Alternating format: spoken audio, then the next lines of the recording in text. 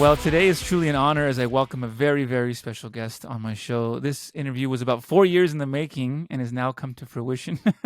It is my honor to welcome the amazing and very talented, amazingly prolific Cuban beauty that is the one and only Arlyn Broché. Welcome to Real Talk Underground, Arlyn.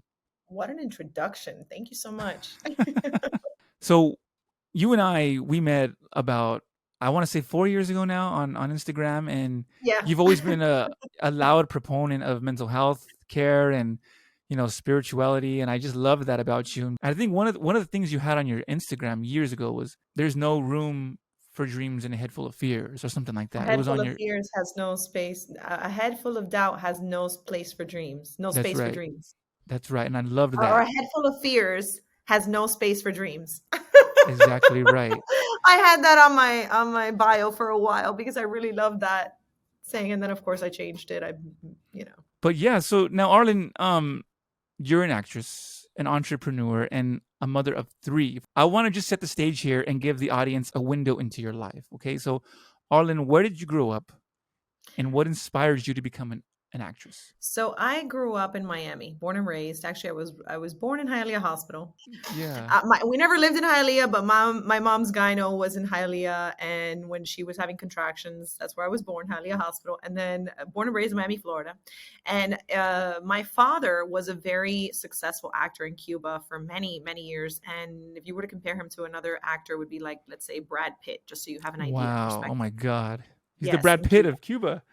Brad Pitt of Cuba. And he actually was always such a big source of inspiration for me because it wasn't so much his success. I mean, I was a little kid. I Yeah, didn't even exactly. know. I was born here when they Right. came here. My dad was an MC for weddings and 15s, and he still maintained, he did a couple local theater gigs, but he had to work because he had three kids. He had two kids, and they had me after they came.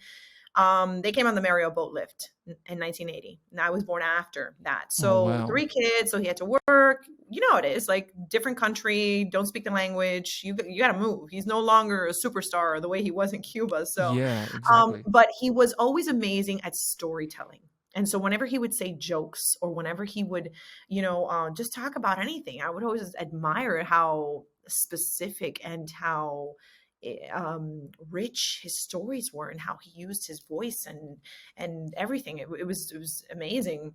And so me and my brother and my sister, we used to always do like little skits. Remember those Mhm. old like cameras that had like VHS, like the mini VHS? We would do skits. We would set up skits and we would do it and we would put it on tape. So this was in an era when there was no social media. There Exactly. was no like phones to like record you. This was all like camera, The best you're era. Honestly, so that was my source of inspiration. My dad actually gave me my first acting book when I was about like 7, 8 years old. Wow. Stanislavski. He said, "If you really like this, here you go. Read this book." And I was like, okay. And so when I was in second grade, I actually auditioned for Shakespeare's Romeo and Juliet for the role of Juliet in my In elementary school, second and I had to grade. perform it. Second Wow. grade, I was in the gifted program and I had to perform it. I booked it. I was in Yeah. second. I was like, oh my gosh! And Uh-huh. I booked it, and I had to perform it in an auditorium full of like the staff and the school and the students and like any parent that came in. It was really exciting. And fast forwarding a little bit now, I mean, you're doing so much. I mean, just to name a few things, I mean, you have a pretty exciting career going on in the film industry. You did Ballers with Dwayne Johnson, The Rock, hugest star in the world. A Netflix series called Bloodline, The Haves and Have Nots, which was written and produced by Tyler Perry. And of course, most recently, Young Rock, which details the early years of Dwayne The Rock Johnson's life. So, yeah. So, what do you feel was like your breakthrough role where you were like, oh man, like this is a game changer? When I got into acting, Hmm. I've always loved acting. I always loved, but I got married at a very young age, right? And my background is in business, and I worked in an office. I had a bakery. I had different types of businesses, and I created million Hmm. dollar brands. I remember sitting in my office at night one time and I'm thinking to myself, I'm like, I don't want to do this. Like I had gone back to school. I was like, I want to go back to school. And I was like, all right, I'm going to study nursing. And of course I couldn't even see blood. And then I remember saying, well, I'm going to go. It's more appropriate. I have kids, I'm Right. married. I'm going to go back and study journalism. It's more and I was like, you know what? hell no, then go back out there and go for what I really want and, study the acting, theater. And Mm-hmm. so I started researching at night after I finished work in the office. I started Mm-hmm. researching acting coaches and, private coaching and all that. And I Mm-hmm. realized because I had a family, because I had a business, because I had, all these different types of things going on in my life, I had to create a plan. So I Right. approached acting from a business perspective. Okay. I said, okay, what is it that I need to do? I need to get an agent. I need to actually study. I need to do the groundwork Smart. Yes. before I even get submitted for projects. I need to understand, like, what am I getting into? What am I doing? I started working with a private coach, Christina Weiler, here in Miami, Florida. Mm-hmm. She helped me audition for the theater department at FIU, auditioned for that, got accepted, started doing the theater department, and began also taking a lot of workshops, classes privately, Mm-hmm. anywhere. So I started doing it in Florida, like different areas of Florida. And then I've even taken workshops and classes like New York, LA, Nice. uh, Atlanta. I mean, you name it. And it was more so about enriching my craft and also working on the business side of it. And so I said, okay, what do I need? I need a Right. demo reel because Mm-hmm. that's your virtual card. That's like That's a live. You can exactly have the best headshot in the world. You can right. have a resume from here to Right. Timbuktu, but if you don't have a demo reel, when you're Exactly. being considered for roles, there's many casting directors that are like, well, let me see the demo reel. What does that look like? Like if we send this to Mm-hmm. production, is this something, Mm-hmm. So I began auditioning for student films, but thesis student films at the Mm-hmm. University of Miami. Instead of like starting off with their film career, Mm-hmm. students that were already about to graduate, they were Right. using red cameras, the quality of the footage was amazing.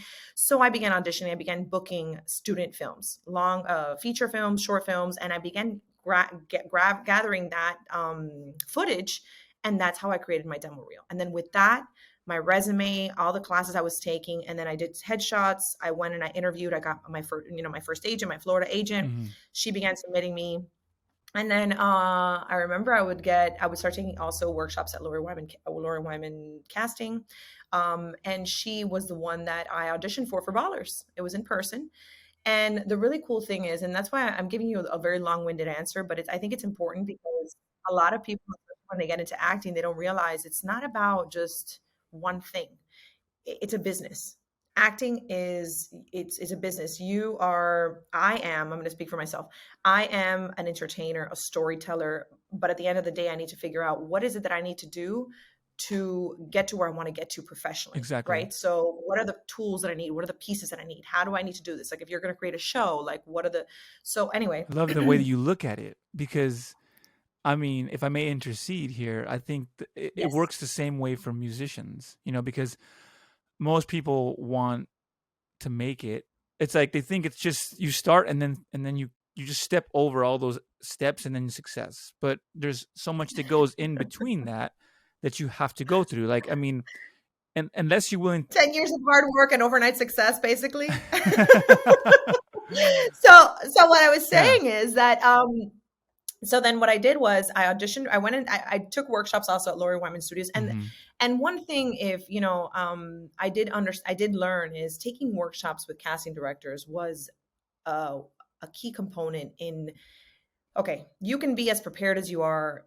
You're still going to get the nerves, the jitters, the things, and understanding how a casting office works, how the casting director, when you get called in for a gig, you have to audition, you do all these things, and you're like, oh my gosh, how do I, and so understanding that in a classroom setting really set the bar for me to say, okay, so when I would go in for my auditions, I was like, all right, I've already taken classes Mhm. that there was still a lot more, how can you say this? There was a lot more to lose in the sense of like, you're not going to get the job, Hmm. but it was also like, okay, well, I understand how this works. I get called into the casting office, I sit down, they call me up, I go in, they record, whatever. So it really facilitated that whole process because look, you can be the best actor on the face of the earth. Mhm. Okay. When you're starting off, you can be super talented, Yeah. but you get booked based on your audition. And there's a lot of little technical things that actors, especially for film and television, that don't grasp that because Interesting. you got to pass the first if you're going on a on a road, you got to pass the first Yeah. toll to be able to get to the next toll, Right. to get to the next toll, to get to the next toll. And so that really helped. And so I booked Ballers, and I remember I was sitting at Universal Studios with my kids, Halloween Horror Nights, and my Uh-huh. agent called me. He's like, "You booked Ballers." And the funny thing is that when I booked Ballers, I hadn't even realized when I auditioned for the role of Tanya on Ballers that my scene was with Oh, Dwayne you didn't Johnson. know? So no. So my agent calls me. I'm in Universal Studios with my kid, and my I had met them Uh-huh. already, Dwayne and Danny, in Miami prior, like 20 years prior, like Oh. I want to say, yeah, 16, 17 years prior to that, Uh-huh. at the gym. He wasn't even in Hollywood. The He lived in Miami. Okay. He was in wrestling. He had just sort of begun in wrestling. He Right. was gathering a name for himself. He was pretty well known in I wrestling. was a huge fan of him when he was And in wrestling. I used to watch him all the and time. I'll go into that story, right? But when I booked it, I remember my agent's like, "Oh, you booked Ballers," and I was like, "Oh, okay." And then I was like, "All right." So I went to Google and I was like, Spencer Strasmore, and I was like, "Oh my god, my scene is with Dwayne Oh Johnson. my This is so God. freaking cool." Yes. So my first big like on set Mhm. experience Right. was with one of the biggest stars in Hollywood, which was someone that I had already met in my hometown. Mhm. Oh, here it is. Strasmore Spencer. Vicodin. Was it? Yeah. Oh. Is there a problem? You're overdrawn. I need to call your doctor. Sit tight. Sorry. It's okay. They can't reach your physician. Said they call back. They say hello? Could be 10 minutes. Could be an hour. You gonna buy that? And then fast forward 6 years later, I booked the role of his girlfriend, wife, business partner, mother of his first child in the story of his life. And that's for Full circle that's moment. for the young rock. That's Danny Garcia, That's Young Rock. That's Danny Garcia. the one that you're She is a portraying. powerhouse. Yeah. Yes. Yeah. Yeah. And I had met them. So to go into the story of how I met them, when I Mhm. met them, I remember we were at the gym Mhm. in the hammocks, Porky's, Of course, you love and the my gym. brother's You love the gym. I love the gym. Oh yeah, I love the gym. I think it's honestly it's physical, but it's a very big it's a therapeutic Yeah. experience for me in the sense that it's also mental. Like there's no way Totally. you can work out and feel down. Exactly. That's it can't happen. You No. can't do Yeah. those things. Yeah. Like, I know. I can't be like. not at the same time, at I can't least. be doing curls and And crying. so exactly, or you can't run, and Yeah. well, you You can, can, but but it's just it's very rare. Yeah. So I remember my brother saw me. He's like, "Oh my God, you have to go get his autograph. It's The Rock. It's here. I love him wrestling." And I was like, "Stop, I'm not gonna go." And Yeah. I said, "Fine, I'll go." Mhm. And so I went up to him. I Mhm. asked him for his autograph. So kind, so nice. Mhm. And I remember when I spoke to Danny in Australia when I was working on the role of Danny Garcia on the show in Australia recently. And we had a conference call, and I Cool. told her the story, and she says to me, "Funny enough, around the same time you met me is when you're playing me." So I'm playing her in 1995. Oh wow! Look at that, man. That's the universe right there. Fast forward, I play her 2021, 2022, Wow. in 1995. Yeah, so it's like what a full circle And moment. just to give like the listeners some context about Danny Garcia, so she was the woman you're portraying was very pivotal in Dwayne "The Rock" Johnson's life in terms of his career. Oh, absolutely. Absolutely. She is his, I mean, she is not, a lot of people think, well, she's his first wife, she's his manager, she's no, no, no. She's so many things and wears so many hats, personally and Mhm. professionally. But if we're going to talk about professionally, as far as Dwayne Johnson's career and Mhm. everything they've built together, she's his global strategic, amongst other things. I'm going to give you some names. His global strategic advisor. She architected anything and everything that has to do with their businesses. Terramana Tequila. Oh She wow! has her own first fashion line, GSTQ. She's the first woman to own a professional football league, the Oh my XFL. God! The XFL. I She mean, owned that. Wow! I love the XFL. yeah, she's one of the owners. She's very much behind the scenes. So Yeah. up until Young Rock came out on network television, Mhm. NBC, uh, a lot of people didn't know he has a huge fan base. Everybody knows who The Of Rock is, but a lot of course. people didn't know who Danny Garcia is. Right. And so it's very powerful to play someone like that because Yeah. I feel like it's important to show the strength Mhm. and the teamwork that is them. So despite the fact that they were married, they got divorced, they have a daughter, they have maintained such a strong relationship Professionally. Yeah. and well, And yeah, I I mean, they're mean family, everything. but Yeah. Right. But yes, so that was really amazing. And funny enough, she has a company called the Garcia Companies, Hmm. which is a management company. And she manages, I think, Dwayne's career, Henry Cavill. She has like some big players in her management company. And she also has $7 which is a production house that does like all these like Young Rock, like I think they have Red Notice. They have a lot of like film and television credits. Wow. I reached out when I started my acting career. I reached out and I sent a letter, an email. And I remember at the time I told my husband, I was like, oh, do you think I should send it? He's like, of course, send Hmm. it. What's the worst that can happen? They don't answer. So it was like, Exactly. dear $7 production, I would love to work in your project. Because I always said, I want to work with Danny Garcia and Dwayne Johnson. I'd followed their career for a long time. I was like, I want to work with them. They're powerhouses. And so that was full circle for me. I started out thinking I wanted a career this way or that way, or I looked at it from a different Hmm. perspective. And now, as I've grown artistically and professionally, I feel like there's a lot. For example, I started working with Arubro Studios. I'm the vice president of content for Arubro Studios, the first major Latin studio in the U.S. And Wow. a big goal of mine, a dream of mine, is to create my own show where I'm in front and behind the camera. And so Great. I see now when I approach a role or when I get an offer. So right before COVID hit, I had actually tested for, and I can't say what project it was or any of that because I had signed an NDA, Hmm. but it was a very big project. It was a very big lead series regular role, auditioned for it here from my studio, the one we're Oh, interviewing wow. in, and did the call back on Skype with the casting directors. And then I was flown out to LA to test at the network with the star of the show. And I was the other lead. And I had only had several credits to my name. It wasn't, Wow. and a lot of classes, a lot of, work under my belt.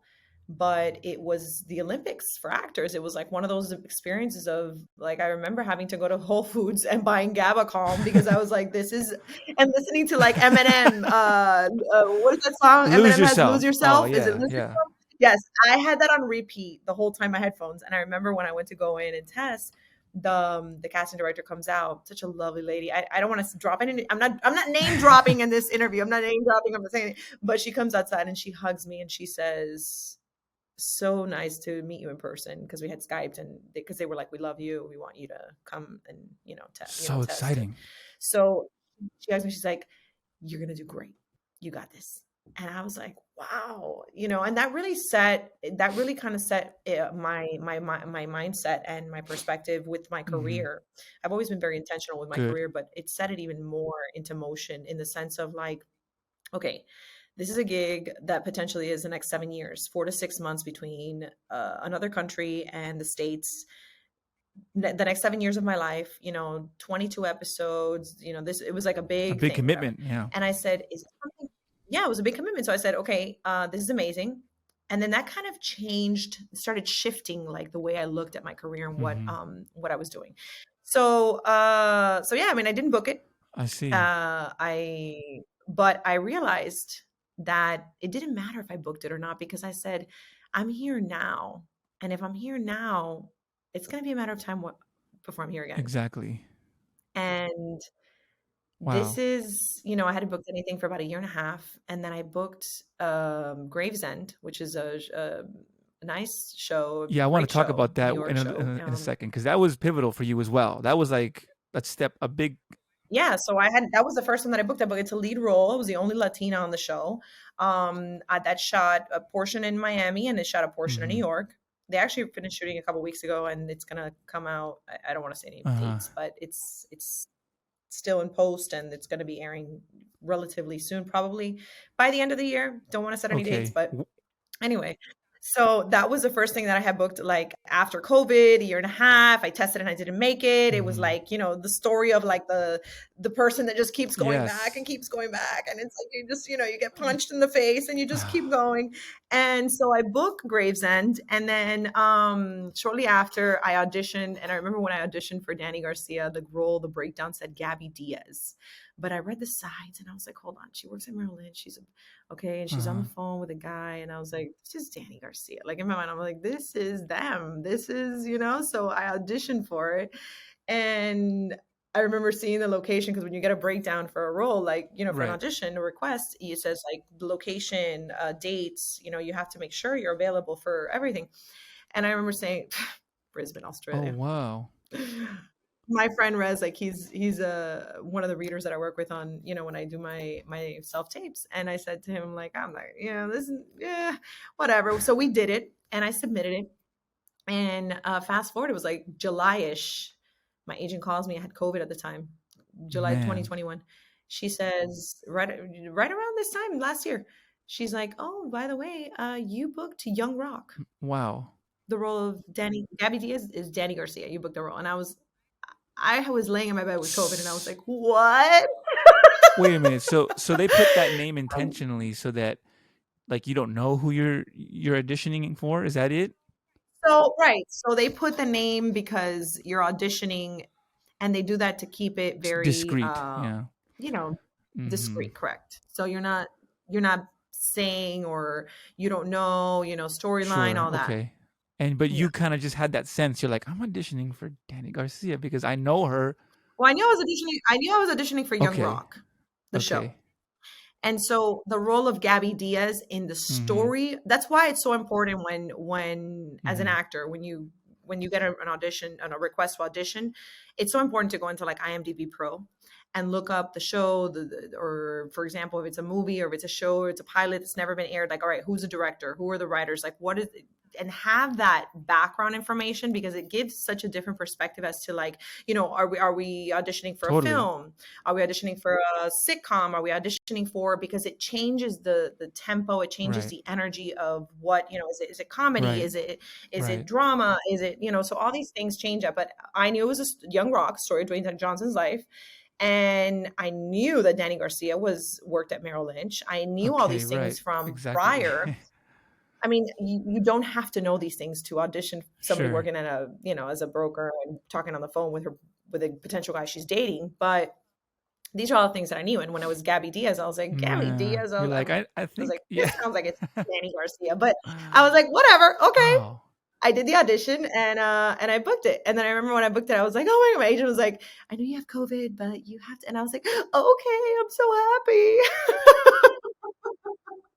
Many artists shy away from their dreams because of the dirty nature and pressure within the entertainment industry. So, let's be honest, it can get really ugly at times. So tell me, Arlyn, what are some of the biggest challenges that you personally encountered while on this journey, and how did you overcome them? I have auditioned a lot. Like, I want to say close to 700 Wow. auditions overall in the span of my career. Yeah. Between self-tapes, callbacks, in-persons, all the everything. And so a lot of times that sense of rejection can For sure. get to you, because got to me.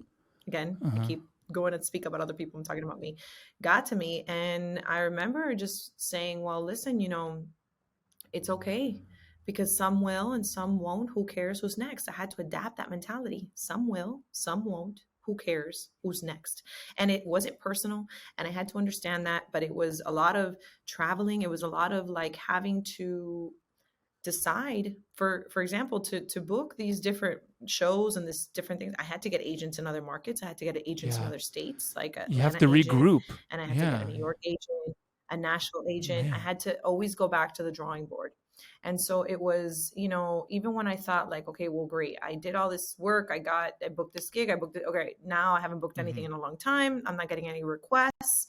I haven't booked anything. Like, what's going on? Am I not, what is going on? And I started to have like self-doubt and all these things that happen when you don't feel like the validation. And like you said, a lot of times, like when you're winning, it's yeah, hurrah. But when you're not winning, it's like, okay, what? Yes.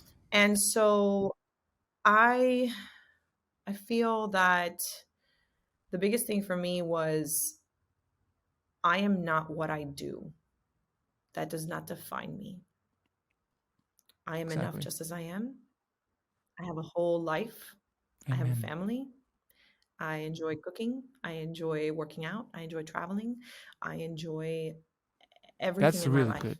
And my work is a part of the puzzle. My work is a part of the puzzle, and it's a piece of the puzzle. And I feel like even to be an even more interesting artist, it is important to have a life full of experiences, and everything cannot just be the Absolutely. work. Wow. That's powerful. So yeah, so it was a lot of that, a lot of like travel, a lot of sometimes, same day travel to New York, going to a callback. You're there in the casting office for maybe an hour Mm-hmm. between your waiting. You go into Mm-hmm. your callback, you leave. I was in the airport sometimes for 6, 7, 8 hours between the, Wow. Oh my waiting, God. Yeah, coming right. back, waiting for Jesus. next Yeah. flight. It's a lot of wear and tear. So that was I mean, there's a lot of trials that I feel like I went through, and I still have so many. Like, that's the biggest thing. Like, okay, yes, you booked this and you booked that and you've done this in your career and you came out with your first whatever and you have my first Mm-hmm. magazine cover. All right, every time I'm like, back to the drawing board. Right. What's next?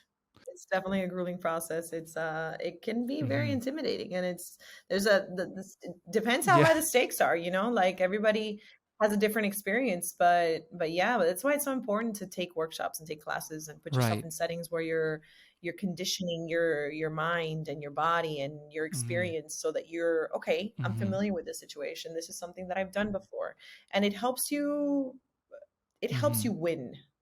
It's not going to guarantee a win, but it's going to help you win, because there is Right. no formula for No. guaranteed success. You just you try your best and you work at it. But I feel like with dedication, what my experience has been with dedication, focus, consistency, persistence, resilience, you know, all those things, and because like, I'm a big believer in Same. manifestation, but manifestation isn't saying, please, this is what I would like, and then you sit on your butt. No, you set the intention out. This is what, this is what I set my intention to be. This is what I'm, asking the universe. I'm asking whatever it is you believe in. And then you set your mind and your body and your whole entire being to work on that. And you focus on that. And everything that you do is Mm-hmm. to achieve that. And that, with that mentality and putting your mind, your body, and your everything, your heart, everything into it, it's That's going to right. happen for you. One way or the other. I mean, you don't put a timeline on your No. dreams. That's right. Live your life, man. Like, I audition. I just got another request today. I had an audition yesterday that I put on tape. And so I get requests now, right? And so, not now, I've been doing this for a while, but what I'm saying is, like, for a Mm-hmm. while, it's been like, I get the request, I Mm-hmm. prepare, I read, I do my background research, I get everything perfect, I put it on tape, work with my Yes. reader online. I'm able to you're able to work from anywhere in the world. I do that, and then I forget about it. Why do I forget about it? Because it's not going to define the rest of my day or my week or my month. I work on it, I do my best, and the rest I control. It's like the serenity prayer, which is a prayer that I have found myself Mm-hmm. going to many times. And if you understand what the serenity prayer means, it's, God, grant me the serenity to accept the things I cannot change, which is our exterior world. That's right. Courage to change the things I can, which is our interior world, Mm-hmm. ourselves, and wisdom to know the difference. You can't control what's I love outside of that. you. You can only control what's inside of you. So Wow. working in that mindset and that way has Mm-hmm. become so much more powerful for me, because it's not what happens to me, it's how I react to the things that happen to me. And so, like you said, whether I book it or I didn't, I had a great time. I enjoyed it. Sometimes I don't Mm-hmm. want to do it. Sometimes I get lazy. Being an actor, being an Mm-hmm. artist, you Oh probably yeah. understand this. I've It takes a lot of experienced discipline, that. Yes. a lot of focus. It's similar to an athlete. You sometimes you don't want to work on your what is it, your trills. What do musicians have to work on? Like playing their instruments, playing their like, sometimes you don't Mm-hmm. want to do it because you're We like, call it your chops. yeah, Yeah. exactly. We You're call it like, your I am chops. not into the, but Mm-hmm. you know what? You put in the work every day, because when you get put on the spot, you're like, all right, this is a muscle. I got this. Exactly. Right. And we've all been there as artists, but I call it opportunity meets preparation. So That's luck. that night that yeah, exactly. People call it luck, but it's opportunity meets It's preparation. the intersection of You opportunity and preparation. I love that you yeah. said that. And every next level requires a new and different you, a new version, Yes, a better version, a more that's right. enhanced version. The phrase that I use on my show is believe and achieve. Simple, but it's It's true. powerful. Yeah. Believe and So achieve. I love that. yes, I want to get it tattooed on me. Oh, That's my okay. goal. So I don't have a tattoo. I actually want to get my first tattoo. When I booked Gravesend, the breakdown for Gravesend was Ohio Hmm. Caucasian woman for the role of on Gravesend. And I remember when I auditioned for Danielle, I auditioned for it. Okay. I auditioned for it, and they said, she's Caucasian, but we're going to change her nationality to Cuban. We're going to make her Cuban. And I'm the only Latina on the show. Hmm. I think some of the crew is Latin, but as far as like in front of the camera for the world to see, Hmm. it's me. And the rest are like, Italian, American. They're different types of they have a pretty good number of different types of cultures and ethnicities and whatnot. Hmm. But for me, being the only Latina on a show in mainstream Hollywood is a sign, and it's an honor, because showing the world, that we too are in the story. We are part of the Exactly. puzzle, giving that sense of inclusion, that's Yes. the story is more colorful. Right. For me, it's an honor to play Danny Garcia. She's a Hmm. Cuban background, Cuban Hmm. woman. Like a lot of the roles that Hmm. I'm playing are Latina, Cuban, Hmm. and so for me, that's an honor to bring that, my race, my background Hmm. culturally, into television, into film, into, kids pop on the TV and they're like network television. They're like, oh, okay. Oh, it Right. inspires all types of voices to say, Right. oh, I can also act on a show, or I can also Yeah. be, this, Exactly. director, or Right. And I that's can what it's all also. about. So for me, it's just, it's really an honor, and that I had that opportunity. Hmm. And if it helps anyone and inspires anyone else to have Hmm. the idea that they too can do it, Hmm. then I've done my job. Something that I've learned and told myself is, we're all human. Doesn't matter what we do, how much money we make, where we live. We're all human. We're all connected. If we can help one another, if we can inspire one another, if we can be open, uh, stay humble, and keep going, everything's going to be fine. Focus on today, focus on the moment, focus on now, despite the circumstances, and keep going. That's beautiful. And that's so wise. Thank you so much, Arlyn Broché. Thank you for What do the they call you? La opportunity. Broche? La Broche, but it's La Arlyn Broché. Broche on all, Broché. everywhere, at everywhere. Where could we Twitter, find you, Facebook, Arlyn? Instagram. At Twitter. Arlyn, it's at Arlyn Broche, Arlyn like At, darling, with a Y. Arlyn like darling. Arlyn Broche. Anywhere and everywhere social media platforms are found. Okay. You hear that, guys? Support Arlyn Broché. Support her life, her hustle. I'm your biggest fan, and I want to Thank see you you so win, much, okay? Robbie. Thank you for the opportunity. Thank you so much for your beautiful, heartfelt words. I really appreciate your friendship. Oh, likewise. And you're very welcome, Arlyn. Let's do this again next time, okay? When you're doing Yes. those huge pictures with all these amazing people just like yourself. Thank you so much. You're welcome. I'll see you next time.